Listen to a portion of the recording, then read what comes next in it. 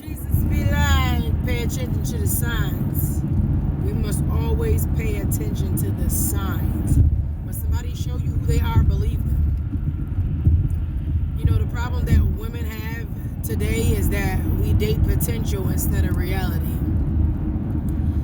When you walking with that man through this life, and that man comes with this mask, because that's basically what they do. They come with this mask.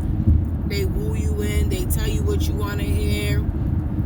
They cherish you by taking you out on dates and, you know, buying you things and all that. And then when they rear you in, they get you in, they got you, they start to do whatever they do. Normally do. The mask comes off. And I have a lot of nephews and boy cousins and people that I consider my friends that I was cool with. And I asked a lot of questions. I asked a lot of questions because I was curious and I wanted to know. And one thing that I learned from one of my brothers was, a man is only going to do what you allow him to do to you. He's going to test the waters and see what he can do. If he do something and you let it ride, he's going to try it again. And they keep doing it and doing it. And they try all different things to get you to forgive them, to believe that they're sorry. And they just continue to do it over and over. And now you begin to get stuck. And that's crazy as it sounds. We allow them to get into our heart and our mind, and women are like naturally nurtured. We love, we can be a little disrespectful, but a lot of them just want to be accepted, cherished, and respected the way you're supposed to be. But when a woman is broken and she don't know her worth, she allow a man to do whatever he wants to her, and she hold on to the hope and she date the potential of the good times and what he has that's within him, but she doesn't pay attention to the reality that he doesn't really truly care about her. He just care about him and what he can do and what he can get out of her. And she allows him to use her, and all it does is makes her insecurity, because everybody has some form of an insecurity. That's why we need healing and be reaffirmed by the Creator. She allowed him to beat her down and make her feel this small. And then when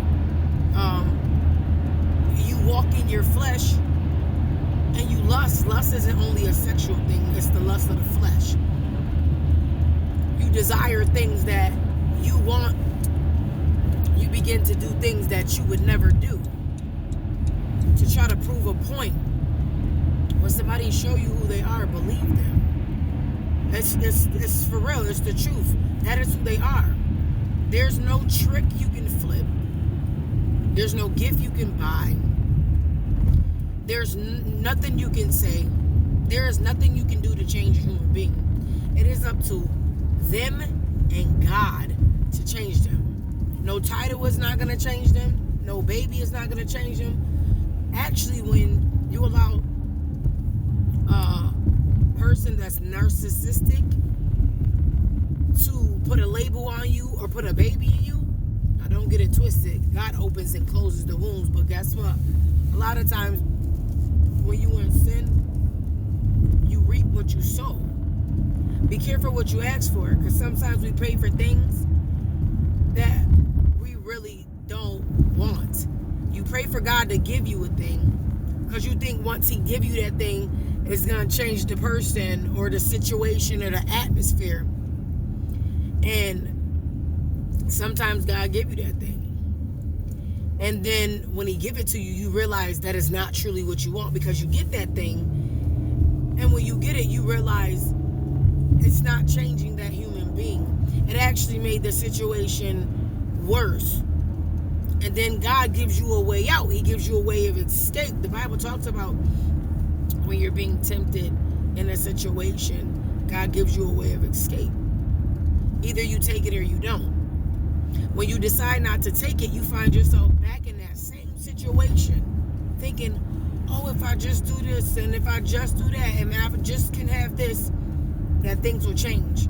But what people fail to realize, we are only in control to a certain degree. You cannot change people, places, or things.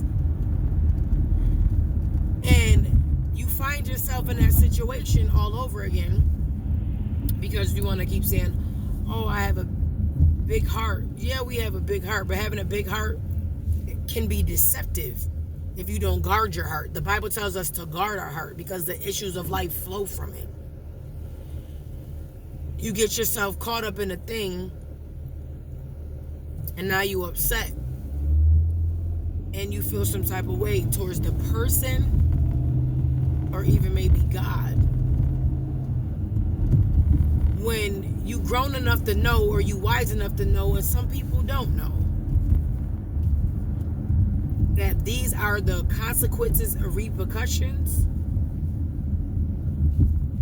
of you deciding to do what you wanted to do when God already showed you what you wanted is really not what you truly want. So ponder that. Just a little bit of words of encouragement. Believe people when they show you who they are. And remember that we're only in control to a certain degree.